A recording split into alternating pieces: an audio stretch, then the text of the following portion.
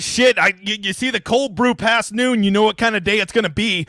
Whenever you get that shit in me, I don't know. I don't get how people do drugs, but now I do after I drink that cold brew afternoon because it gets me going. What's up, everybody? My name is James, better known as the Degenerate 75, here to break down the NFL slate this week, like we do every week. This week, because it's an odd number week, lucky number 13. It's here on my station, but every other week we do it over on the Ship It Nation with Tambo. Let's bring him in. Tambo, how's it going, motherfather? 13. They call it the Baker's dozen, and that's I was just looking to see if we do have Baker on this slate. It's just a horrible game later on with the Carolina Panthers, so maybe we'll talk about that when we get there. It's going well, could be going better, but it's going well, and excited to be back here with you another week. 10-game slate. We got some good games on this one. How was last week for you? How did it end up? I know we talked about a lot last week, but what did you end up on? Last week was just the cock tease of all cock teases. Monday, Devonta Smith, I had in the $100 single entry. If he just falls into the end zone on the play that he caught it at the one, I boat raced the $100 single entry because I was the only one that had the nuts to play him at captain. Played Jordan Love on Thursday, and I was just like, look how smart I am playing all Jordan Love, and then Dak has to just go throw 800 touchdowns. God, Lee, can you guys let off the pedal one time in the fourth quarter? And then I was actually winning the $100 single entry yesterday, and whenever it was on Mayo's show, I guess that was Sunday, and fucking that game goes into overtime. The Philadelphia game goes into overtime and lets Allen and whoever get the garbage points to pass me. So just a big week of cock tease, but, you know, 'tis the game we play. How about you? The Love one, very tilting. I forgot about that, so thanks for reminding me. But it was like, everyone's like, oh, how could you be on this? It was such a good spot. The early game, everyone was focused on Dallas. He does the job. You got him with Watson and Reed, not Watson or Reed, and you mix in Kraft, and you got all kinds of stuff going your way. And then Dak just goes and does that. I had a lot of Dak too, but like those ones made it, so it wasn't going to be ideal. And then, of course, Curtis Samuel, after getting ejected for me at the King of the Beach, comes back and goes like 9 for 120 or something and just crushes needed on the slate. Optimal. And then I was one of the OT guys. I was still like, if I didn't expect OT, it was a 59-yarder in the rain. But if it happened, I had opportunity. The last play, well, what could have been the last play of the game, Allen to Gabe Davis, was for a FFWC seat. And the slate ended. That would have been the touchdown in OT. The slate's over. Like, there's no way to go back from it. Just need him to throw one to him or Shakir. Shakir was very unlikely in that stack to get that touchdown. So I said, my wife's watching. I'm like, he's going to go this way and cut right, and Allen's going to hit him. He's in motion. What happens? He goes this way, cuts left, and Allen throws right. I thought he had it, and then I realized they went separate ways, and I was like, oh, my God.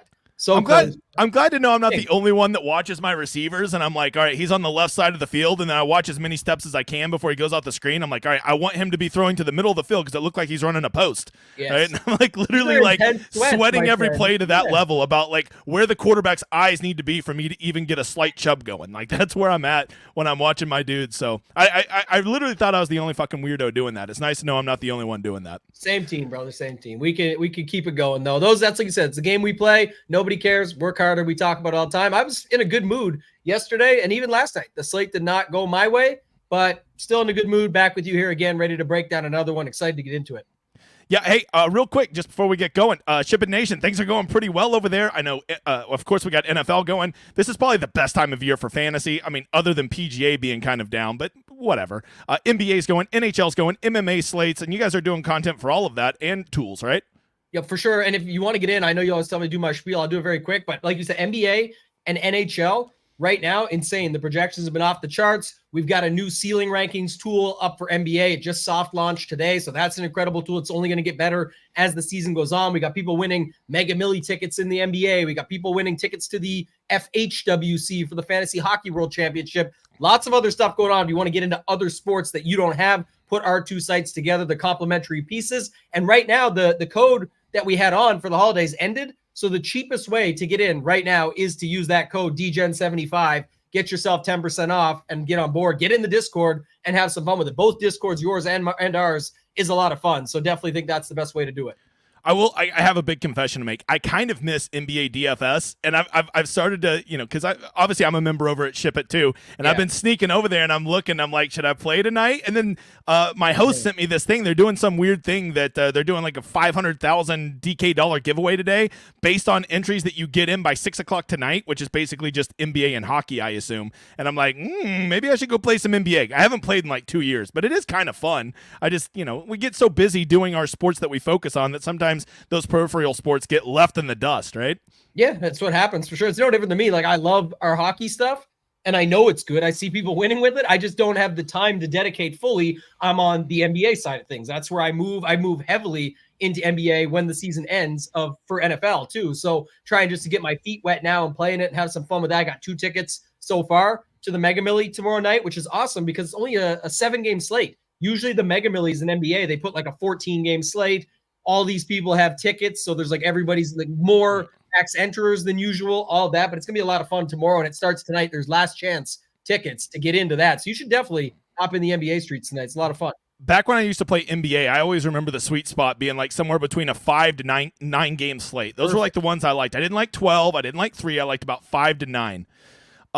Cody Berry says, smash the like. I agree. Don't forget, Cody Berry is the legend that me and him split the ticket for $25,000 at the Players. All right, you know what, Cody? Maybe me and you should just do a lineup at the Players again this year, just to celebrate 1 year of great memories. Okay. See some other people in here. Ex-Durka, my dude, Steven. You mother father, thanks for being here. Let's see. Anybody else? Guys, be warned. Tambo is about 8,000 times better at interacting with the chat than I am. I just start talking, and at the end, I'm like, okay, now I will talk to these people. So you forgive me that I'm not good at this.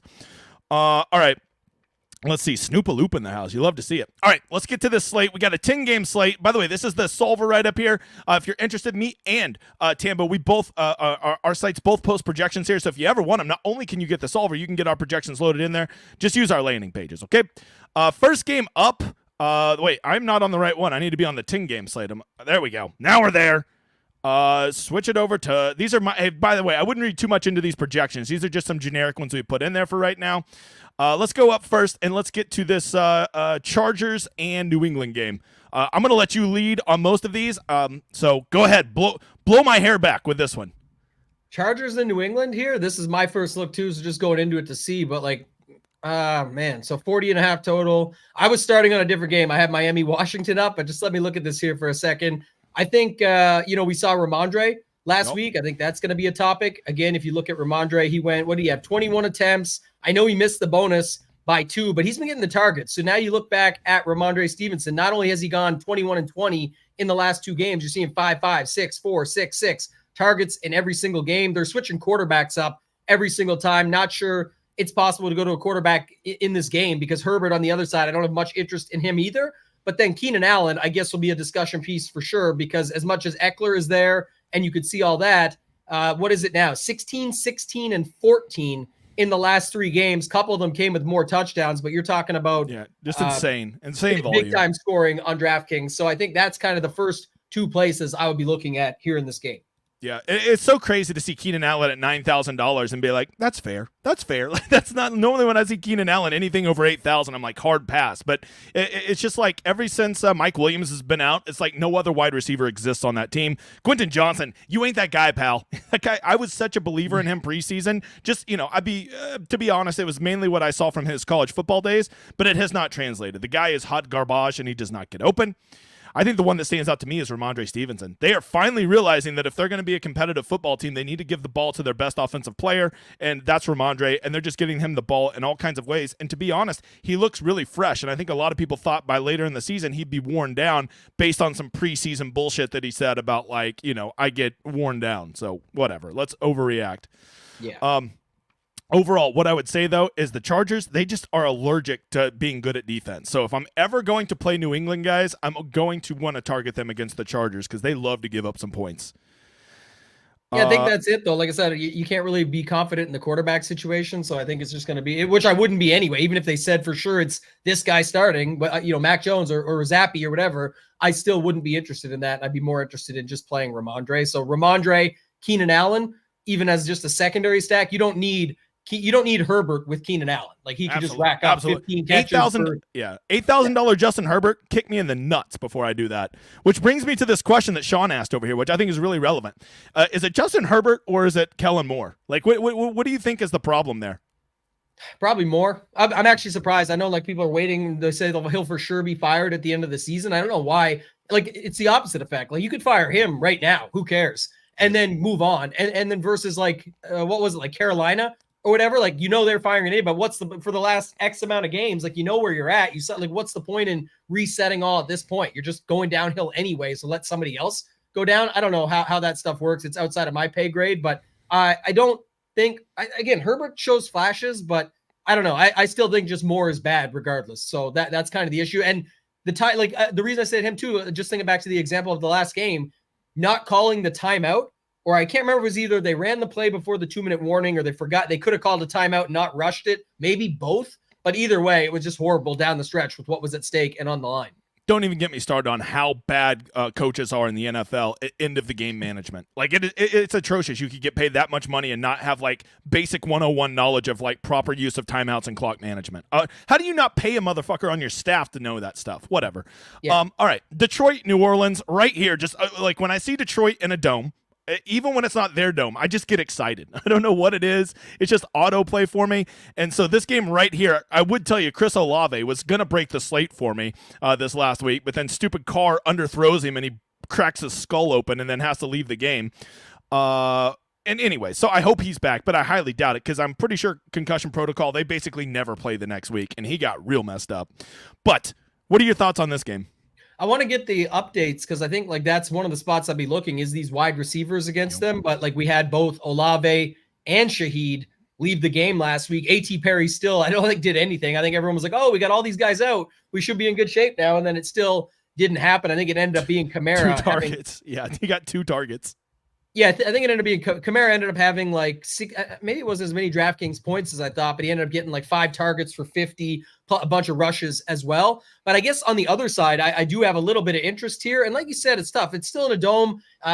People make fun of Jared Goff, but they say you only want to play him when he's at home in the dome. Well, it's on the road, but it's in the dome. It's in a dome. So 6,500. If you were going to play him, to me, he's like Justin Herbert for $1,500 less. He's got going to stand there. He's going to have to throw the touchdowns. But I will say this, Gibbs has been getting targets like crazy. So while everyone will say, oh, New Orleans, horrible matchup on the ground, he barely goes on the ground. He's 8, he's 11. He's all that. It's 8, 6, 5, 5, 10 for targets. He can get there in garbage time. He can get there during the regular. It doesn't matter. And then the best spot, I think, here, just matchup-wise, and a guy that just has been incredible pretty much all season. Again, another good week last week. He's had bad games, of course, but I mean, for what he is, Sam Laporta at just 5,600. I still think that, there's our guy, Nick Guthrie, smash spot for Laporta. I think he looks pretty good at 5,600. May pick up some steam because of that mid-tier pricing, but I haven't really analyzed the overall, the entire slate yet to see how it's going to go, besides the obvious when we get there later with that Miami-Washington game looking pretty popular. Yeah, Laporta was one of my favorite plays on that Thanksgiving slate. You know, people were overreacting to like him getting a couple, some lower target games since Montgomery had been back, but like he is still definitively the second wide receiver option on that team, only behind Amon-Ra. The dude's a talent, and they like to throw him the ball, so I was never too worried about his role. Someone just asked another good question. What did I see? Something about Kamara getting 15 targets? What do you think about that? Like, they're just going to throw it to him every play? Yeah, I think that is something to consider. Again, we talk about this all the time, but it is one of those factors where if this, then that with these wide receivers, if they're out, then people, again, this is why when I say like people got to be careful looking at matchup based, for example, we have the DVP rankings over at Ship It Nation. People look at them all the time. Oh, bad matchup, can't play them. For example, with what I just did with Gibbs would work the same way opposite. Is like now you could see where Kamara actually becomes a wide receiver, and wide receivers actually play pretty well in this spot. So I think that would be the angle, but it depends on what the injuries look like, but definitely don't disagree depending on how it goes here. One of the things I love to do is when one wide receiver is out for a team, a T. Higgins, a Michael Thomas, I like to attack that team and play that team because some of that usage has to go somewhere, right? But there is a point of diminishing returns. If Olave and Thomas and Shaheed are all out, at some point I don't want to play the JV guys. So just be aware of that like sometimes you can have too many injuries to a wide receiver core and it makes them almost unplayable, at least in my opinion. One last quick thing. There's massive tilt potential here. It's always massive tilt with Taysom Hill. Tiltsome Hill, maybe we call him, but either way, he's $5,200 to a $5,600 Laporta in the same game. So where do you think people are going to go? They're going to go to Laporta because it just feels cleaner. The matchup's good. It's strong on paper. We just saw him play well again. His rookie season's been awesome. And then Taysom's there for $400 less, meaning any Laporta lineup can be Taysom in the same game opposite. So keep that in mind when you're building out if you have all these injuries and we see what happens here. So I don't want to be a weirdo, but if all these wide receivers are out for New Orleans, and I do think that they can be competitive and score 21, 24, maybe 28 points, Don't hate me for saying this, but I feel like a Kamara Taysom Hill stack seems like it could get there. I just feel like both those guys, if they're going to be competitive, if New Orleans are going to score points, it will largely be on the back of those two guys if that whole wide receiver crew's out. And that's two guys I don't normally play, but I'm open to it this week. Yeah, don't hate it for sure. I'm with you. All right, Atlanta. All right, so now that we've talked about a couple games that are slightly enticing, let's get to one that makes us vomit in our mouth just a little bit. Atlanta at the Jets. The Jets are just the worst kind of team to target in fantasy because they're horrific on offense and they play very slow and very solid defense. So like it's just not a great team to target in either direction. So why don't you sell me on somebody because I'm not loving anybody here. Yeah, I don't see as much in this game as some of the other spots, but like again, Bijan was I don't know if you saw this last week, but like every coach speak came true. I've been talking about a couple other spots, but like it was like, oh, Derrick Henry, Vrabel, we got to get him the ball more. That's on us. Let's see what happens. Jalen Warren, fuck that guy. Jalen Warren, Kieran Williams. Oh, he's healthy. That's why if he's full go and we think he is, we're going to keep giving it to him. Crushed. He made it. He was there in the first half. And Bijan was another one. They said, oh, later in the season, we're going to start getting him involved more. Got 16 carries, 6 targets. He was really involved. And I know what you're going to look at here too and just go and see, but like that is still the one spot that you can get after it. So I think there's going to be some chasing on Bijan Robinson. I'm not sure how that's going to go, but obviously we've got other plays on the opposite side. I think, again, it's interesting that, I don't know, it seems interesting to me that Atlanta is favored here. Even though I get it, and what we just saw with what was the name, Boyle, they're going to stick with him or whatever. Yeah. The defense alone could be enough here, man. Like this is the thing. The defense is so strong at home in New York. I don't know. What's your take on this one? The Jets are going to win this game. That's the take. I promise you they'll win. I want to tell you something I did with Bijan, right? You probably have done this at PGA. You ever have that guy at PGA that you just get wrong and you get wrong and you get wrong? And you're like, I'm so invested in him at this point. I'm just going to keep fucking playing him until he hits. And then he finally hits. And then you're like, okay, we're now even, and now I'm not playing him anymore. You ever do that? I can't think of somebody off the top of my head, but for me, that's Kyle Stanley. Kyle Stanley and CG Pan are just guys I never get right, and I'm like, I'm just going to keep playing them until they finally go off.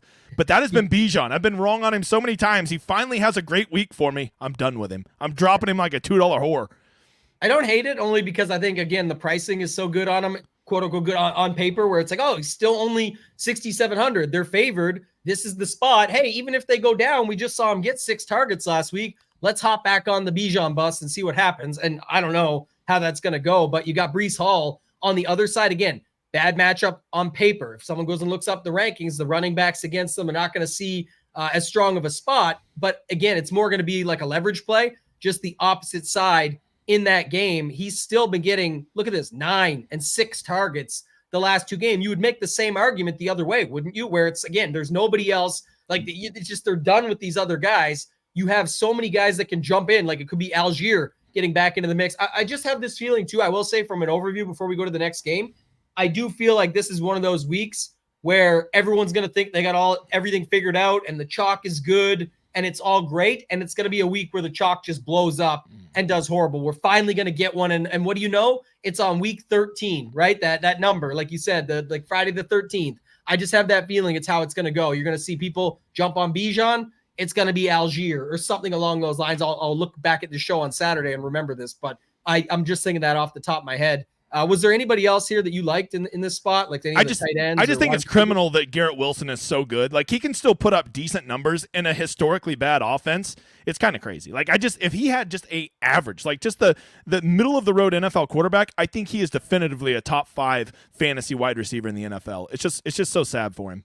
He still might be. Like, it's just been pretty good. It's not top 5 probably because the actual results we have to bear in mind. But, like, you know what I mean? Even from DraftKings perspective, 17, 18, 14, 21, 17. That's 5 of his last 6. He's still getting all the targets. He's only 6,000. Again, the matchup doesn't really matter if it's just the guy they're going to force it to. So I don't hate that either. He's a guy that I would consider as well. I like that call. I wish this game were in a dome. I just get a little worried about December weather up there in New Jersey. So we'll have to see. What did Conklin do last game? Let's see, old Tyler Conklin. Where you at, boy? Not much. But that's the matchup on paper that I think people look at too. And he's only 3,000. 5 targets isn't nothing though. I mean, like $3,000, $3,000. I don't hate that. And he's actually a pretty good football player if you watch him. He's not just he's actually a specimen. He'll truck stick you. All right, let's get over to Arizona, Pittsburgh. Kyler Murray stacks. I went all Kyler Murray stacks this last week, and thank God for garbage time that those points count the same, because he ended up saving a good game late in the fourth quarter when he was doing his little mopey, I don't give a shit attitude. But what really stands out to me is Pittsburgh has a 23-point implied total for an offense that is, to be generous, anemic. Is this a Pittsburgh smash spot? Because there's a couple guys that I'm pretty warm that are due for some breakout games for the Steelers, and the Cardinals can help anybody have a breakout game. Yeah, that's the interesting part about this is if you could think it could get going back and forth. The reason I bring that up is because obviously more conversation last week, if you will. I guess I missed the Pat Freiermuth game myself. I had a little bit on FanDuel 4,900 or whatever, but not in the right spots. So that was kind of just one angle to look at it. But just to note, the Matt Canada firing, right? The OC got out of there, and I believe it was over 400 yards of offense that they put up. I wish this game was in Arizona. I think we'd see a bigger total and have a lot more interest, but it could still happen where you get this back and forth. And I will say this too, the prices are at least fair, right? Like if you look at it here, the price on Pickett, 5,100. Deontay, 8 more targets last week. Pickens got involved. He was another guy part of that coach speak. There is options here, and they're 5K and 4,800. You use on the other side, you have James Conner, pretty good matchup, only 5,800. You've got Warren, 5,400. Forget the Najee stuff. And then you've got those other guys are still cheap, depending on what's the situation on Marquise Brown, too. I still wasn't sure. I think he's still a Q tag, right? I mean, no, he finished the game. He played the whole game. He just sucks. Like, it's so weird. Him and Kyler both went to OU, and they have zero chemistry. Like, those dudes just do not play well together. Did you see the Freiermuth bump here? $4,300. Wasn't he like 2,900 or 3,000 last week? Yeah, he was 2,900 last week. Yeah, that's a massive bump. I mean, you rarely ever see $1,400 bumps for tight ends. That's crazy. So, I mean, he was one of the guys I really wanted to target. I still think Deontay Johnson, he's doing that whole whiny bitch thing that NFL wide receivers love to do. But if we know of any position in the NFL that the old squeaky wheel gets the oil or gets the grease or whatever it is, I think Deontay Johnson is in line for a big game. And Arizona, I don't have Arizona. Like Cody's mentioned there, they're one of the best against tight ends.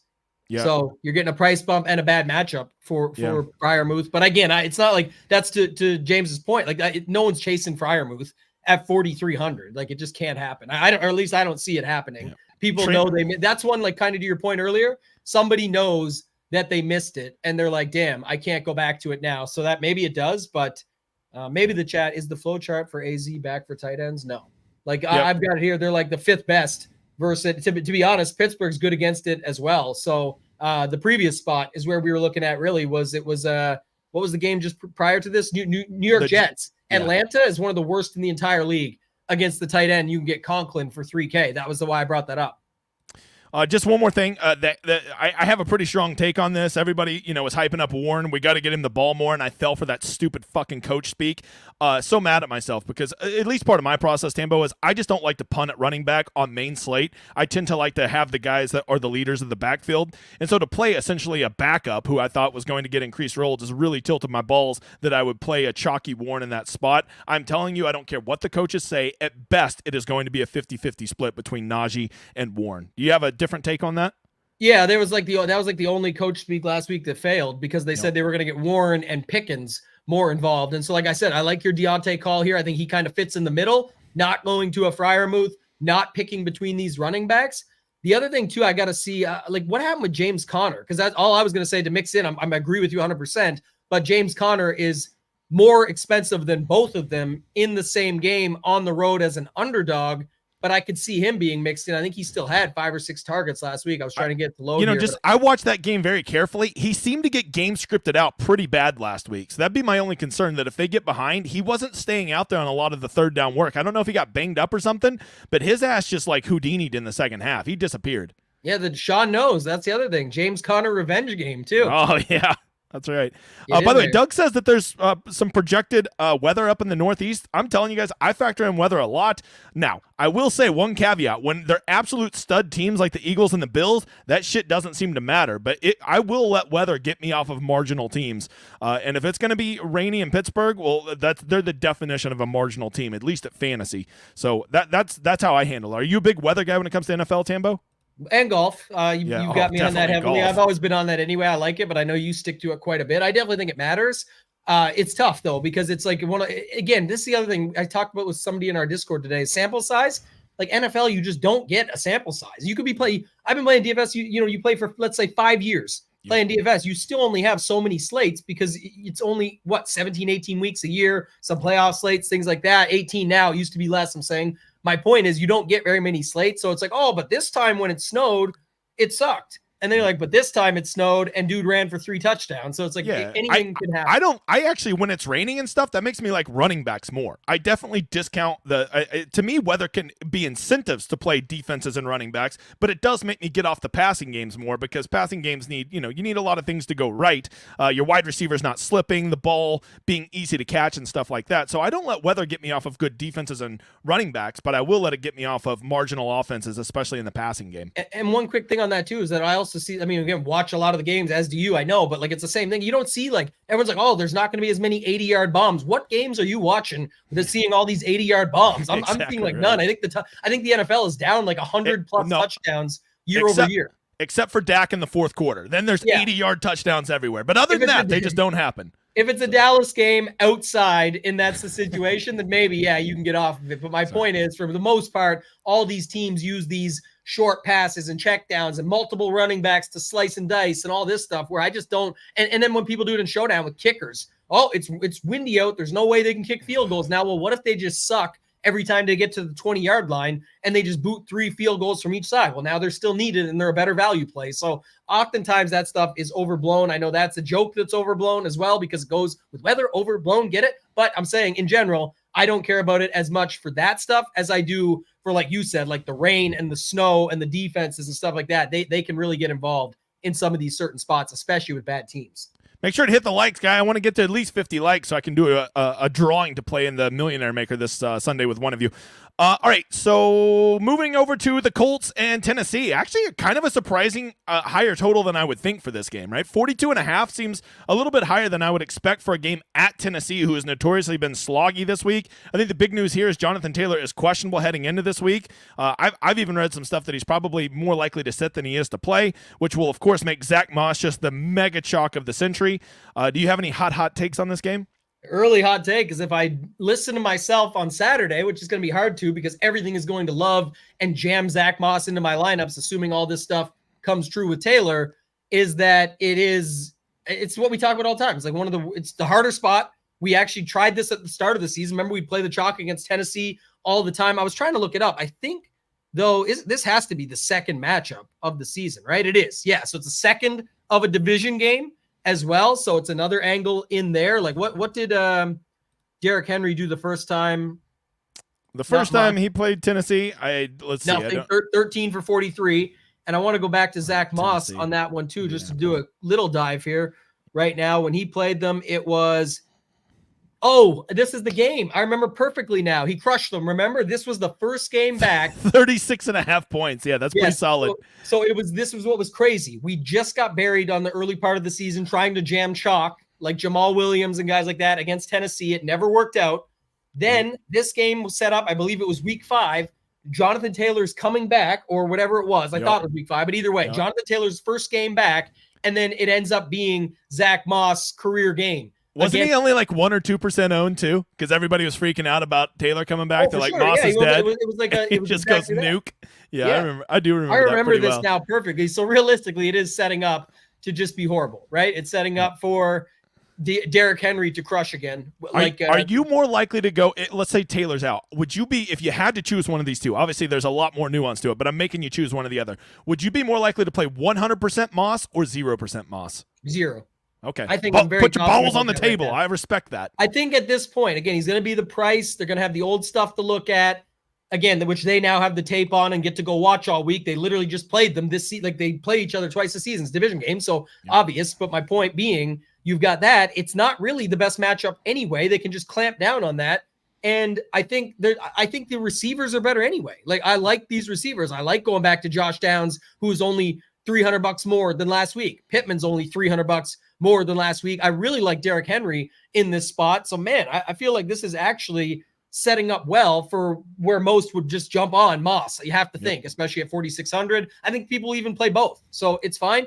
I'm not going to play 0, just so it's clear. You asked me the question. Yeah. If it does break out that Jonathan Taylor's not playing, I'll build my lineups accordingly because I have a portfolio. We talk about all the time, process over picks. When you have a process, you have a way that you set your stuff up and do it. But to your question, if I had one choice, or for like if you are out there playing one lineup and have a single entry, and it turns out that Zach Moss ends up being, I don't know, 40% in higher dollar, smaller field, or $100 single entry or less, and he turns out that it looks like he's going to be 40%, and Derrick Henry is going to be like 20, I would actually just flip the build and do it. I did it last week in some. Taylor I played, but in some builds I put Rachaad White and the Tampa Bay D on the other side just as leverage to the other spot. So yeah, I'm with you on all that stuff. I think you see this question here on the Eric Wills ask a question. So is it smart to counter chalk with the opposing stud? New here. Sorry if that's a stupid question. No stupid questions, dude. We appreciate it.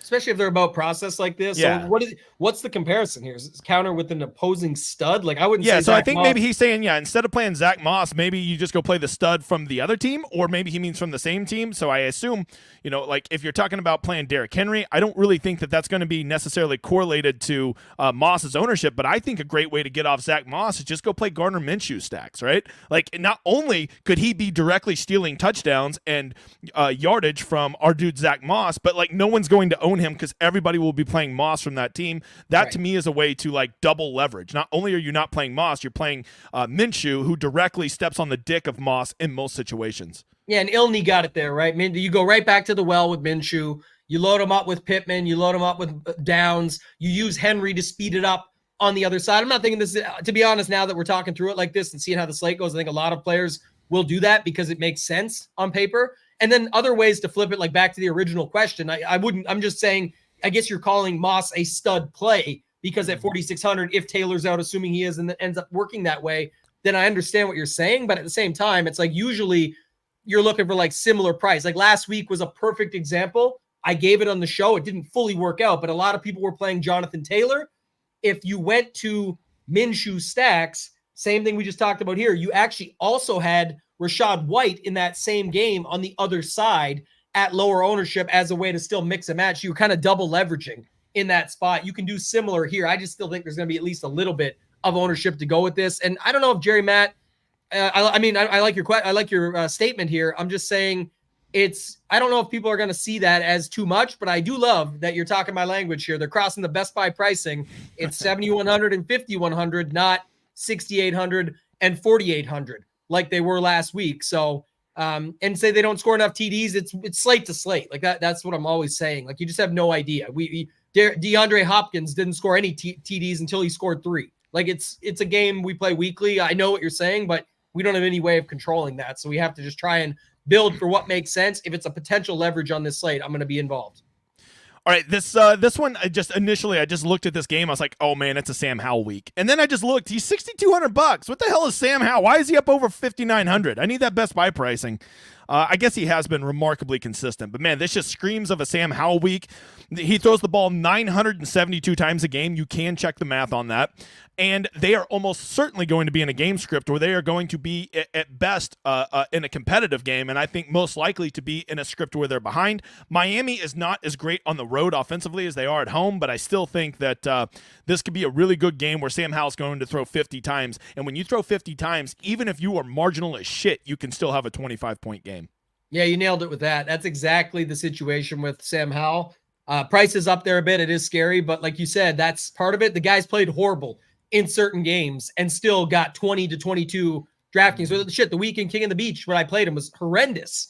And he ended at 20.7. Like it was still that. And that was when he was at like 5,300, I think, or maybe I can't remember exactly, but my point stands is that it's even in horrible spots and bad games where he's looked bad, he still went. He was 6,300 that week, actually. So there you go. So I'm willing to play him there. I think we'll see how this one goes. But what do you think this common setup of this game is going to look like? Because Tyreek is 9,600. It's not the same because we didn't like Buffalo Philly last week. You had expensive Diggs, expensive AJ Brown, and expensive Hurts, and expensive Allen. But in this one here, it seems tough to go like Tua with Tyreek with something else. You'll have to balance it out. So maybe does Jalen Waddle get boosted up here in this spot a little bit, or how do you see this? I still think it's gonna be Tua and Hill. I think that's going to be a very common start just because you can go right here to Curtis Samuel at 4,100 and he almost gets you back to an average price tag just by throwing him in there. And people are going to throw him in there with confidence after he delivered so big on Thanksgiving, right? I personally think he's a little bit of a trap. I would rather be getting in there with some Johan Dotson or some Terry McLaurin, who I both think are underpriced.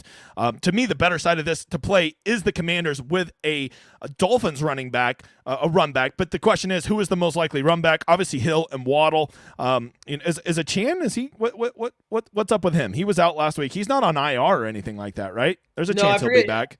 Yeah, I got to look it up again, but he I believe he just left the game, right? So not expected to play for the Black Friday game, and then it was I forget what happened after that. I don't have it in front of me here, but we'll have to wait on the news for these running backs, right? That's the situation here. If a Chan plays, though, it's like I just don't love paying $6,900 for a Chan or $7,300 for Mostert. And what I was just describing, they're basically the Steelers backfield just on steroids, right? Like they're both basically going to play about 50% of the game, which I think kind of kills their upside. Yet I'm paying the price tag of a guy who's going to be playing 80% of the game, and I have to get it all done through efficiency with those two. And I never love counting on running backs to get stuff done through efficiency.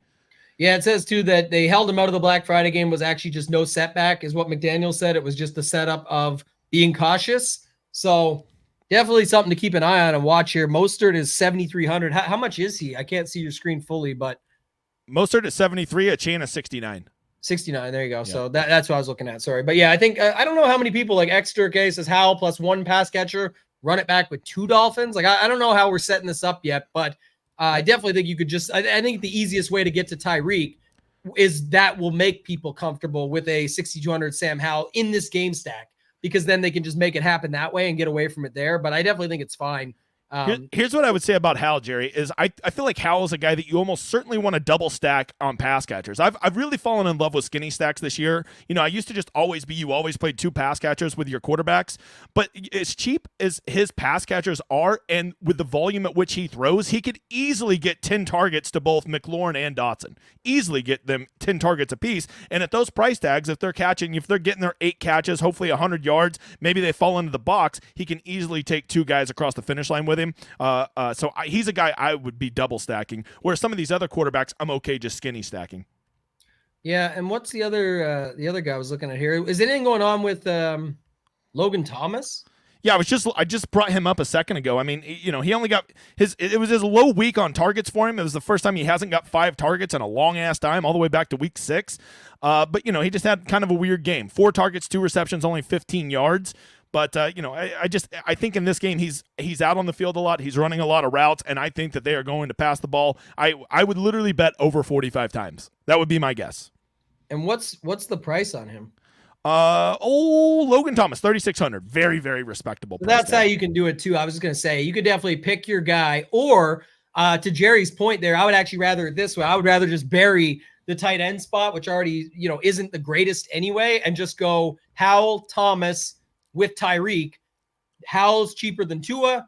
Thomas keeps the price down overall on your average, and then you're able to get your guy. And you can put Waddle in there instead, too. I actually don't have a problem with Waddle. It's just you got to have like last week where it's Smith instead of A.J. Brown. Last week was insane because, as what I talked about earlier with that Buffalo-Philly game, it was so expensive to make it all work, but it ended up just being that the cheap versions made it work. Like Gabe Davis crushed and Devontae Smith crushed.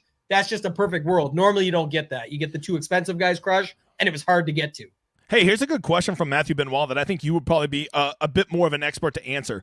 Negative correlation to stack quarterback, running back, wide receiver, or a good way to get different. What do you think? Yeah, no, like again, you can check for correlations, stuff like that, and it's oftentimes going to be on horrible sample sizes. They're so bad together. They had these 2 games over the season that it worked out this way. The sample size sucks. I play it together all the time. It happens all the time. It's definitely a way to get different because most people go in their optimizer and set a rule to avoid it completely.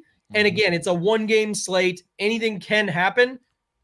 It's same as people in their bag when they're looking for matchup stuff. Oh, but this guy's going to shut this guy down. He's the best cornerback in the league. And then so we did it with Tyreek earlier in the season at Surtain, and he's saying peace in the second drive or something like into the end zone. So I set up a ton of these stacks. I think they're great.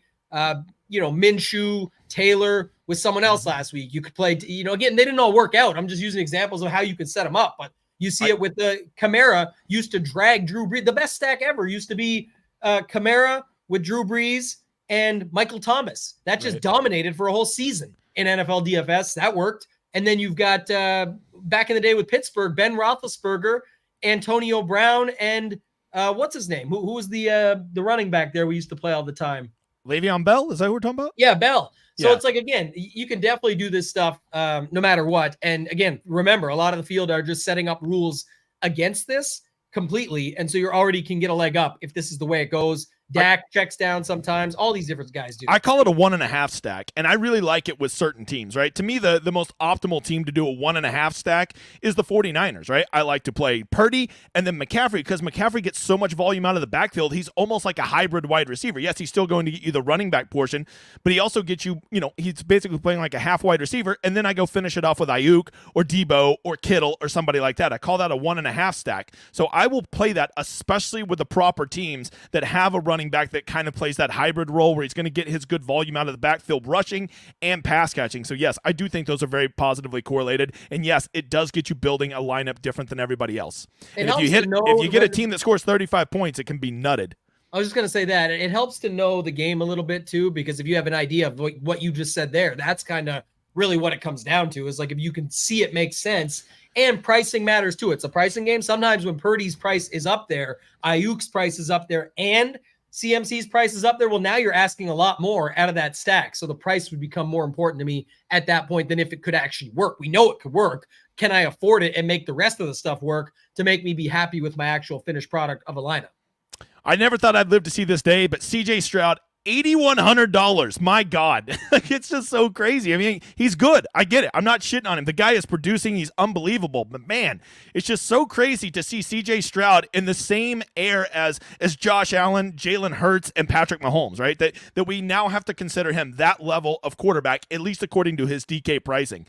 But the problem is he's getting almost impossible to stack, because if you want to double stack him with Tank Dell and Nico Collins, you ain't got no money left, Bob. You ain't got no money left. Yeah, that becomes the problem for sure. But it's the price is, I think, warranted at this point. Yeah. From what we've seen, it's annoying that it's up there, but it is what it is. And then you look at the matchup here at home, big total, pretty condensed. The way he does things, like it's really all you can ask for. And it comes down to just how you can see it all fitting together. So to answer your question, I mean, there's definitely ways to get after it here in this spot. And then you've got good matchups even on the other side where Denver can get their guys involved too. So I definitely could see a back and forth. We do have to, I think, to wait and see, like, what's the situation with Noah Brown right now? I mean, he's listed as questionable here on this, so I haven't heard. But when he plays, he's freaking good. Like when he plays, I think that is a pretty solid negative towards Dell and Collins, because he gets probably 20 to 25% of the usage when he's active. CJ Stroud be liking that dude. Yeah, I was trying to see if there's any updates on it, but nothing. I'll tell you though, this is one of the bigger totals on the slate. Hell, it might be the biggest total at 47.5. That's a big total. We know this game, I mean, it's in a dome. We know Houston has been great at home, and Denver hasn't exactly been a defensive juggernaut, but I will tell you, they have been getting slightly better recently. Maybe that's just because they're playing shittier teams, but they seem to be trending in the right direction. To me, it just feels like a game where I'm going to try to come in and get that one Houston piece and just hope that they're a usage monster. Whether that's Tank Dell or Nico Collins, or maybe even get weird and try to hit one of the running backs or Dalton Schultz or something like that. But man, to just completely fade this game just seems scary as shit to me. Yeah, I like that second angle you took. I was actually going to say that. It's the second highest total, I think, after Miami, Washington. So from that perspective, Schultz just absolutely buried everyone last week. He's 5,000. Great spot for him. Denver definitely gives it up to the tight ends. And then you mentioned the chat was asking earlier too, the challenge with the running back angle, it's probably going to be great leverage based on how the slate goes and people wanting to get involved in the passing game more, especially if Noah Brown is back at 4,500. Even if he's not, Robert Woods is still there at 3,900. Not saying they're going to be super owned, but just saying people can find a way to stack this up and be happy about it. So probably be interested in some stacks here. But if I was leveraging it and just getting like a one-off in this spot, I would be pretty interested in that side of it where you go to just Schultz or something like that and just waste a position play on a onesie position like the tight end and use it there. The chat's asking about the Russ side of it. Yeah, that's why I just bringing up Steven's question here.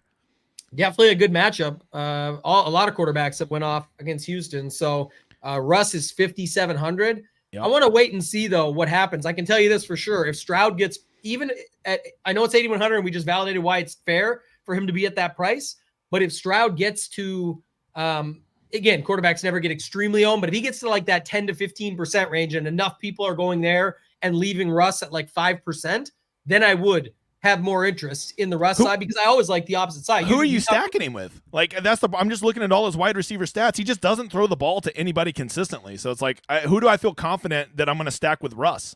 I would just go Sutton. Yeah, probably, I mean, you know what I mean? Sutton or Judy. Judy's down to 4,700 now, but I feel better about Sutton, to be honest. And Sutton still had himself a decent season so far. I mean, again, last week wasn't the greatest, but 16, 18, 19, 15, 4 of his last 6. Like, he can still get that going at 5,400. Again, you don't have to double stack. We can just get after this game, and you go Russ with Sutton and pick your Houston guy and then build the rest of your lineup around that. So I definitely think there's a possibility, but someone mentioned it too. Like, this slate, we don't have much else, right? Like, Russ is running the ball a lot more, right? 3 of the last 4 weeks, he's had 8+ carries. So, you know, if he could just manage to run in 1 touchdown, get you 30 rushing yards, throw a touchdown or 2, he could easily get you to 22, 25 points. And for a 5,700 quarterback, that's kind of nutted. So he probably only needs to take 1 wide receiver with him to get there, if you can luck sack and get a rushing touchdown out of him. He needs to do a little more for sure. We got to get one more out of him. Like, he's not doing enough, but he's doing something. So it's like, if he can just get that 1 extra touchdown or rush one in or something like that added on top of the other stuff, definitely think that's a possibility. But I don't mind the Russ to Sutton play, at least early on. So I'd want to see that. All right, let's see. Let's get over to this next game. Going to the afternoon games, the Panthers and Tampa Bay. I got to tell you, Tampa Bay, it seems like they would be in a good spot here playing the shitty-ass Panthers, but part of me just thinks they're going to get ahead, and this is just going to be the most boring 21-10 game you've ever seen in your life. Yeah, Rachaad White firmly in play again. Yeah, 6,300. For sure. The price is good. The matchup's good. I think people will be onto that, but that's fine. Definitely good there. Going the other side, it is interesting. Like, again, we talked about Houston. Well, we love the Tampa Bay Houston game that week. Now it ends up like any game that Tampa Bay's in, it's kind of good to match up against, but I just have such a hard time clicking. I know his price is, oh my God, 4,900 now. Yeah. Still too high. 3,900. I'll give him some consideration. I got the show with Mayo back, finally doing a show together. It's been a week or two, or a couple of weeks now, actually. So interested to hear his takes on that, because now you've got Thielen back down to 6,600. Where he needs to be. Sure. But man, this is actually, I'll see where the week goes. This is sad scene when we're talking about this. I know it's only Tuesday, but man, 4,900, that's something. And then Thielen 6,600. Tampa Bay on the other side has options. I think it would just do that though. I honestly think that's the build. If you want to do it, you just do Rachaad White and you do Bryce Young and Adam Thielen. Yep. It's slimy, but in a big field, I love it. I really do. He could even accidentally have a big game. I just want to answer Steven's questions real quick. Hey, first of all, over on the archives on the Discord, I have all kinds of things on how to do the solver, but the best advice I could give you, Steven, is when you're trying to get better player exposure, go bump up the variance, right? Go put that number around 20 or 25, and that will help you get your desired exposures more than it will just simply optimize the best versions of the lineup. That would be my advice for you, brother. And just to add, then you can do stuff with the min-max after that. I like that first piece, but then you could say, oh, well, now it's giving me 12% of this guy who I don't really want. Well, now you can just go put his max in at 8, and you'll probably still Mike get him. Evans. I want at least 20% Mike Evans at minimum, and then they'll put it in there for you. And then when you have rules with Mike Evans, it's going to be with, let's say let's say you might not be, but let's say you're only playing Mike Evans with Bryce Young or Baker Mayfield or something else. I don't know what it could be, like a secondary stack. If you're using him that way, you could also set that up, and that'll push it up a little bit more as well. All right, another really, really good game. I cannot believe this isn't a primetime game. We have the 49ers and the Eagles. We already saw the Eagles in these competitive games don't mind quite the shootout, do they? So the total on this game actually a little lower than I would have initially thought. I thought this would be probably up in the upper 40s. It looks like it's in the mid 40s. Initial thoughts from this game?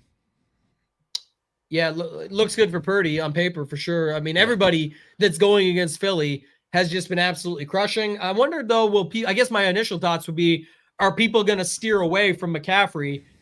Because, one, he's still 9,000. They kept him at the price a little bit. He's down somewhat, but he's up there.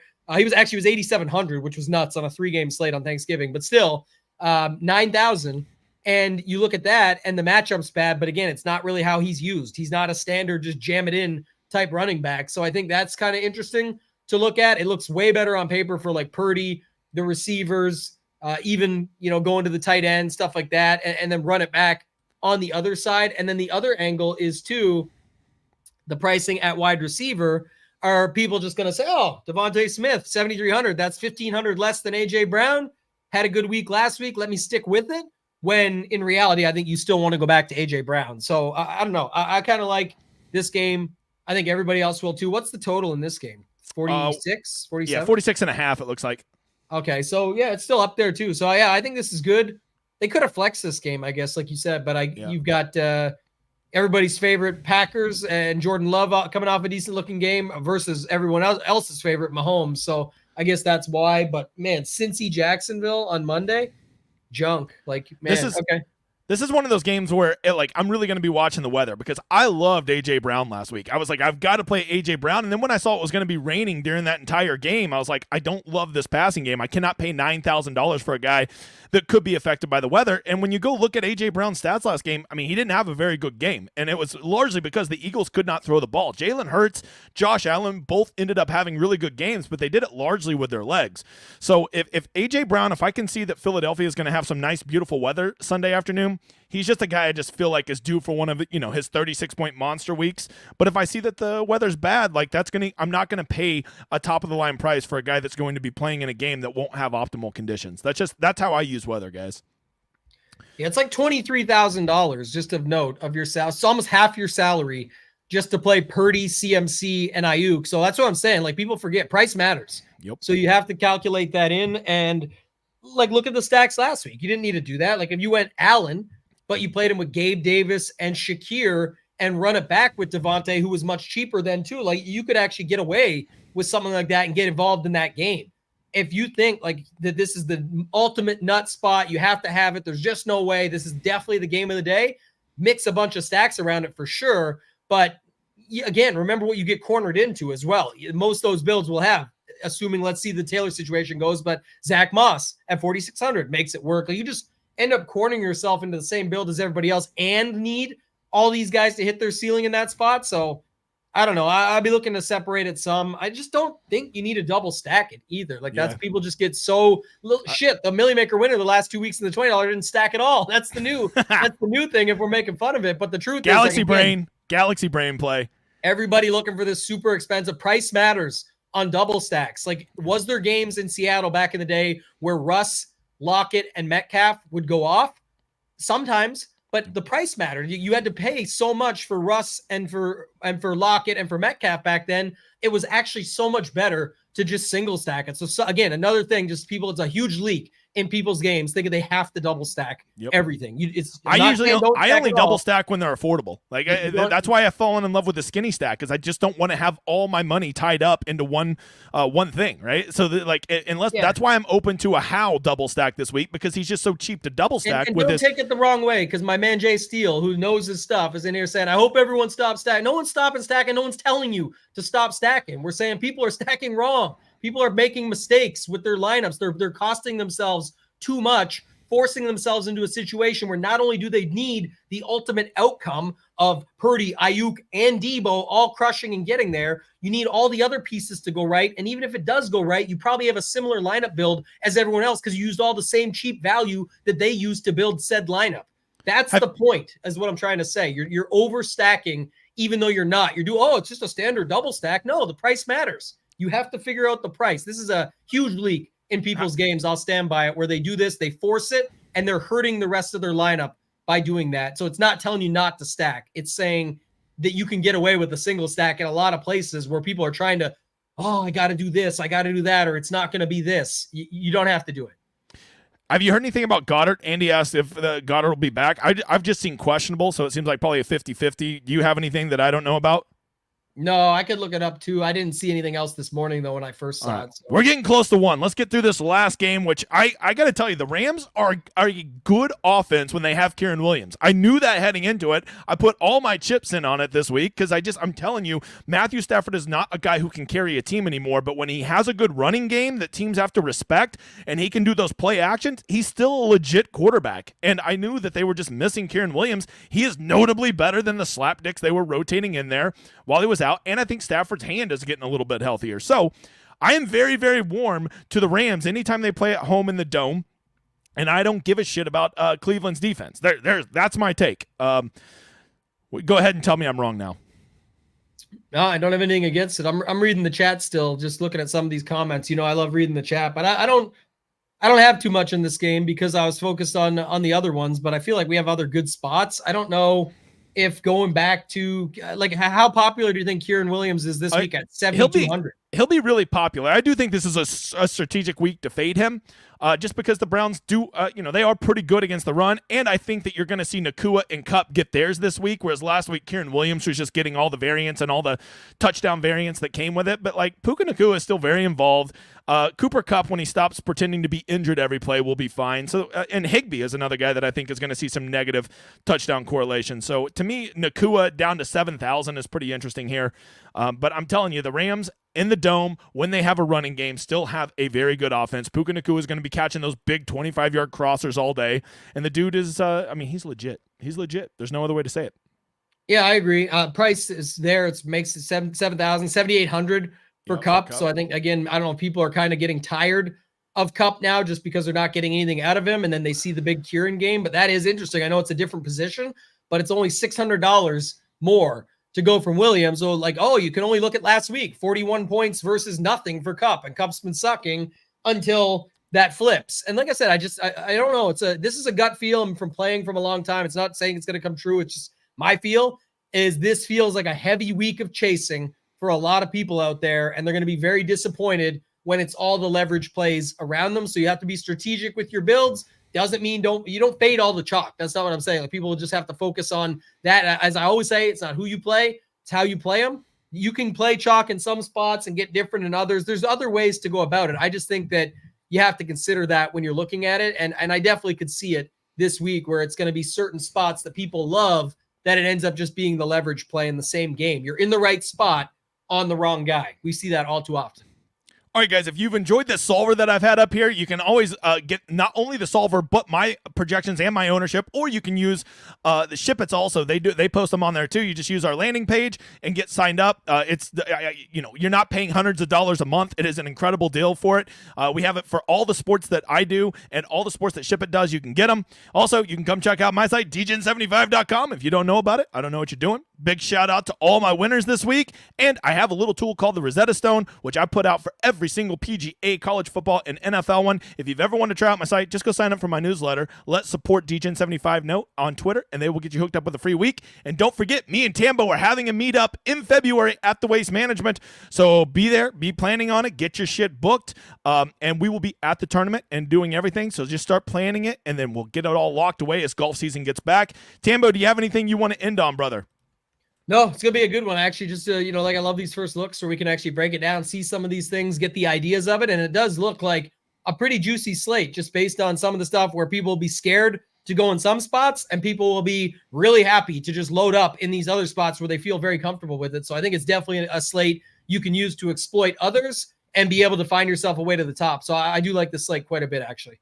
Editor, go ahead and do the drawing, which I already forgot about. I should have already had you do that while I was doing a rundown of all of our shit. For all of you, it looks like we got up to about 60 or 70 likes. Editor is going to draw one of you. Just simply reach out to me on Twitter, or if you're already on my Discord, just reach out to me over there Saturday night after my stream, and we will build a lineup together, which we will put in the Millie Maker, and I will split the money with you. We actually had a lineup finish in the top 1,000 this week, which may not sound that impressive, but I'm pretty sure that's in the 99 percentile. Doug Craig, there you go. You are the winner, Doug. Reach out to me. Guys, I appreciate you being here. I will be back tomorrow night for the emergency stream because Tiger Woods is golfing this week, bitches, and you best believe I'm doing the stream. I got to go for right now. Thank you to Tambo for being here. Thank you guys for being here. I will talk to you later. Enjoy this outro.